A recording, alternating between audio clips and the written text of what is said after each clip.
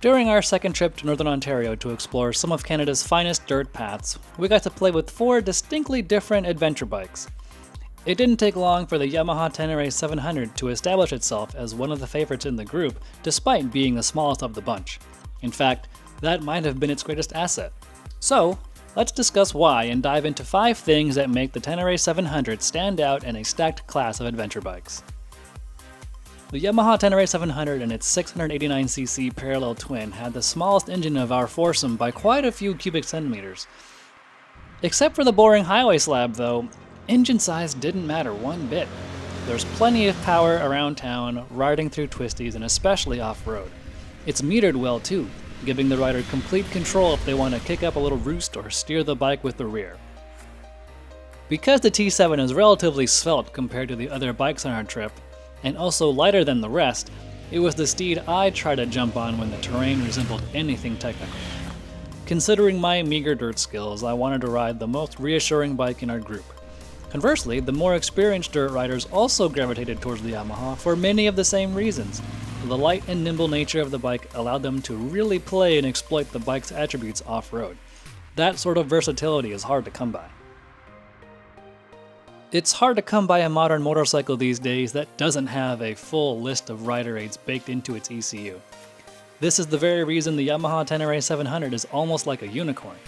There's no traction control, no wheelie control, nothing to keep you from rolling backwards on an incline. None of that. Just fuel injection, ABS, and a 6.3-inch vertical TFT display. Newer riders might view that as a bad thing, as you might have become so accustomed to rider aids. However, the number of comments we see about modern motorcycles being too much like rolling computers points to the fact that plenty of riders love the T7 precisely because it's as simple as new bikes come. That said, we wouldn't mind if niceties like cruise control and heated grips came standard. Wearing a twin set of 282mm discs up front with rubber brake lines, the Ténéré 700's biggest weak point is its brakes. Whether on-road or off, reaching for the brake lever leaves us wanting more. Actual brake feel is decent, but we'd prefer more braking power. In this case, it makes sense to bring in the rear brake to help shed some speed, which is common in the dirt, but may not be for street-biased riders. Bigger discs, better pads, steel-braided lines, or even a different master cylinder would drastically improve the braking system.